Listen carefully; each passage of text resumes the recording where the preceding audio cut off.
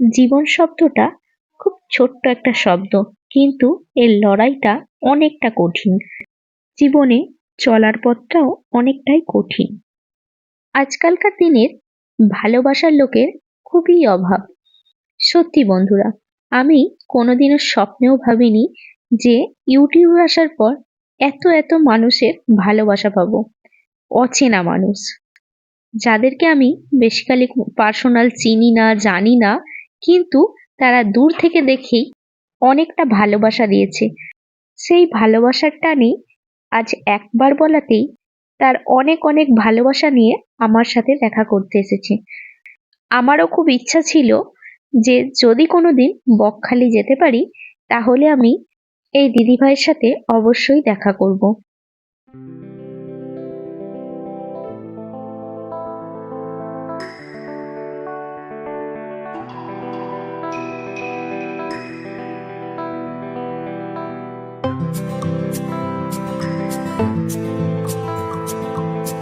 শেষ মুহূর্তে সমুদ্রে ঘন্টা দুয়েক মজা করে সমুদ্রকে টাটা বাই বাই বলে আমরা হাঁটতে শুরু করলাম হোটেলের দিকে। বালির উপর দিয়ে হাঁটতে হাঁটতে সমুদ্রের চারিপাশে অনেক ধরনের গাছপালা দেখতে পেলাম।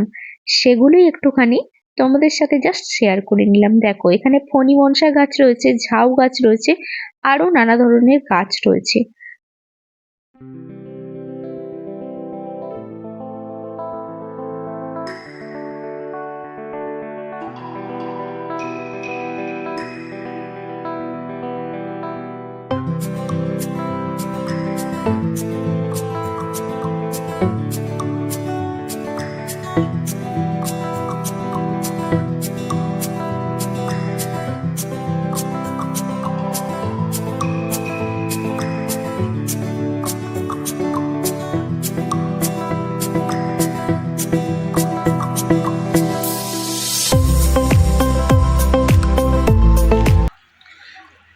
হোটেল বনশ্রী, এই দিকে হচ্ছে Banasree hotel.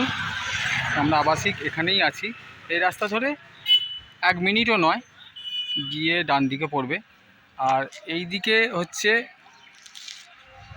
Bakkhali sea beach, সোজা একটুখানি গিয়েই। আর ঠিক এই দিকে চলে যাচ্ছে ফ্রেজারগঞ্জের দিকে, একটুখানি গিয়েই। তো আমরা ঠিক এই জায়গাটায় আছি, তোমাদের দেখিয়ে দিলাম। এই দেখো বন্ধুরা, চিনতে পারছো? এটা হচ্ছে সেই সুলিদি, সিম্পল হাউস ওয়াইফ সুলি। আর ওইটা দাদা ভাই। আমি দিদিভাইকে কোনোদিন ব্লগে দেখিনি। দিদি পাখি ক্রিয়েশন সার্চ করবে। আচ্ছা আচ্ছা, ব্লগেই দেখা যায়। না, আমার মানে এ ছিল যে যখন আমি বকখালি আসবো, যেহেতু তোমাদের এখানেই বাড়ি, বলো তাহলে তোমার সাথে দেখা করব। কথা রয়েছে, আমরা বৈশাখে গেলে ফোন করবে। হ্যাঁ, 3 তারিখে মনে হয় যাব। ফোন করবে, ফোন করে যাবে। তারকেশ্বর থেকে আমাদের বাড়ি বেশি দূর নয়, 15 মিনিট লাগে। ও আচ্ছা আচ্ছা, দেখো আমার না গা হাত পা যেন কি কাঁপছে। সত্যি দিদিভাইকে দেখে খুব ভালো লাগলো আমার, মানে ভাব দিদিভাই আমাদের বাড়ি গেলে ভালো হতো। যাবো যাবো, এর পরের বার যখন আসবো, এখন ফোন করছো, ফোন নাম্বার পেয়েছি তো, এর পরের বার যখন আসবো তখন আসবো। ঠান্ডা যাবে? আচ্ছা যাও তাহলে, দিদিভাইরা আবার বেরিয়ে যাবে তো। আচ্ছা, না, আমরা একটু ঘুরবো, ঘুরে তারপর বেরোবো।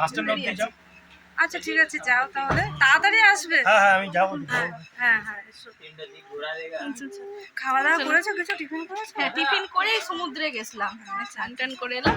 আর সমুদ্রের জল তো প্রচুর লবণ পাতে তো। দাদা ভাইকে নিয়ে আসনি তো? কি বলছে দাদা ভাইকে নিয়ে আসলে তাহলে 6 জন দাদা ভাই আমাদের সঙ্গে আসবে না তো, দাদা ভাইয়ের সঙ্গে অন্য জায়গায় কোন জায়গায় বেড়াতে থেকে আর কি পাওয়া আছে? হ্যাঁ একদম। তাহলে ইউটিউবে এসে আমি মোটামুটি অনেক বন্ধু বান্ধব পেয়েছি, এটা কিন্তু সত্যি কথা। কিন্তু অনেকের সাথে যোগাযোগ হয় না বলে ইউটিউবের মাধ্যমে কারো নাম্বারও পাওয়া যায় না, একমাত্র ইনস্টাগ্রামেই পাওয়া যায়। হ্যাঁ, ওখান থেকেই যদি যোগাযোগ করা যায় সব থেকে বেটার। এই দিদিভাইকে তোমরা সকলেই চেনো। দিদিভাইয়ের চ্যানেলের নাম হচ্ছে সিম্পল হাউস ওয়াইফ উইথ সুলি। দিদিভাইয়ের সাথে আলাপ হয়ে এত এত ভালো লাগলো, জাস্ট বলে বোঝানোর মতো নয়। দিদিভাই সো সুইট একজন মানুষ, আমার তো ভীষণ ভীষণ ভালো লেগেছে। আর দাদা ভাইও খুব ভালো মানুষ। একদম একদম, এবার কিন্তু আমার বাড়িটা আচ্ছা, আর এবার তারকেশ্বর থেকে তোমার মামার বাড়ি দাদা ভাই হ্যাঁ হ্যাঁ একটা কথাই বললো না আমার সাথে।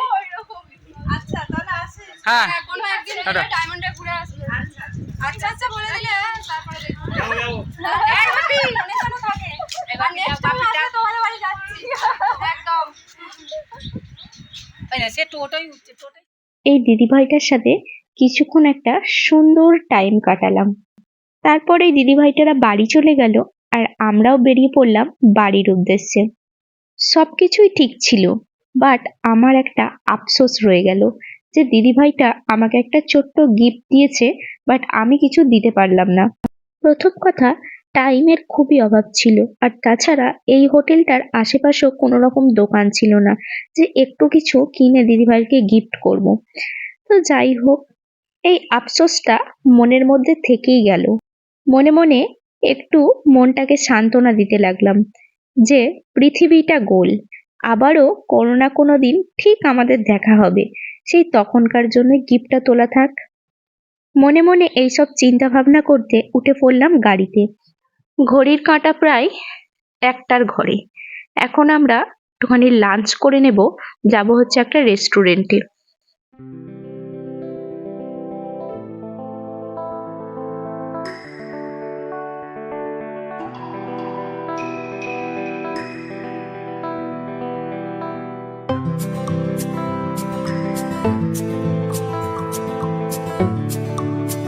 চলে এলাম রেস্টুরেন্টে। রেস্টুরেন্টে আসার পর এইটা ছিল মেনু লিস্ট।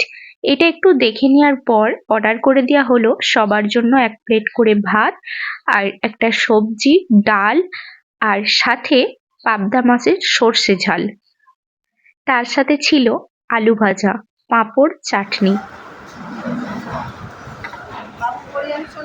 এদিকে এদিকে পাখির এদিকে।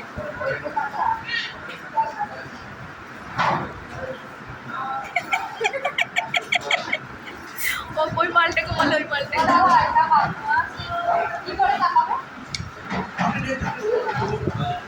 তোমার এইখানটা চিকচিক করছে নাকের মধ্যে।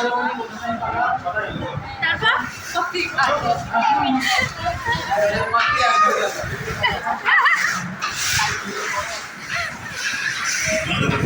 সর্বশেষে রাখবো ওই ব্লগটা। না আমিও তো রাখবো। খাবার এসে হাজির। তো চলো এবার দুপুরের লাঞ্চটা করে নিই। লাঞ্চ করে এখান থেকে সোজা বেরিয়ে পড়বো দিদিভাইয়ের বাড়ি। তো চলো বন্ধুরা, আজকের মতো ব্লগটা এখানেই শেষ করব। আবার তোমাদের সাথে দেখা হচ্ছে নেক্সট একটা সুন্দর ব্লগের সাথে। তো তোমরা খুব ভালো থাকবে, সুস্থ থাকবে। আর যারা যারা এখনো পর্যন্ত আমার চ্যানেলটিকে সাবস্ক্রাইব করোনি তাদেরকে অবশ্যই সাবস্ক্রাইব করে নোটিফিকেশন বেল অল করে আমার পাশে থাকার অনুরোধ রইল। আমাদের বকখালি জার্নির কতগুলো সুন্দর মুহূর্ত তোমাদের সাথে শেয়ার করে দিলাম। তো চলো আজকের মতো টাটা।